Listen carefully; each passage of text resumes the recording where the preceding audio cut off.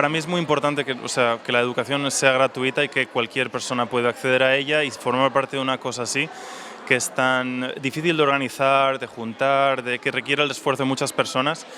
Y en ocasiones, para poder formar parte de estas agrupaciones, se requiere un cierto nivel de estudios, de estatus social, cosas que hacen que no todo el mundo pueda participar.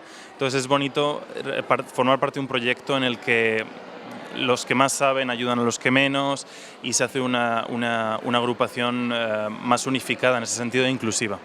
Es un balance muy positivo, muy gratificante para mí.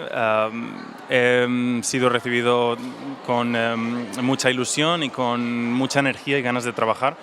Creo que hemos hecho un trabajo muy intenso, muy dedicado, y que ha dado un muy buen resultado con el concierto que acabamos de tocar, del que estoy muy feliz porque los muchachos han respondido muy bien, hemos tenido mucho contacto y creo que ha sido algo que se ha transmitido al público, y eso es el resultado al que aspiramos todos los intérpretes al final. Nos contaron que vos, por iniciativa tuya, te acercaste, te ofreciste poder venir a trabajar en Santa Cruz. ¿Qué es lo que te motivó?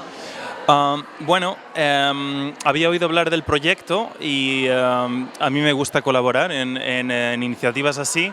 Al mismo tiempo me gusta mucho la montaña y los paisajes naturales, y tenía ganas de venir a esta región. Si bien no me va a dar para conocer todo lo que quería, por también un poco el clima y la época del año, pues voy a poder mientras también ir a Calafate, dar algún paseo por los glaciares, por la montaña, y bueno, en otra ocasión igual se da algo más.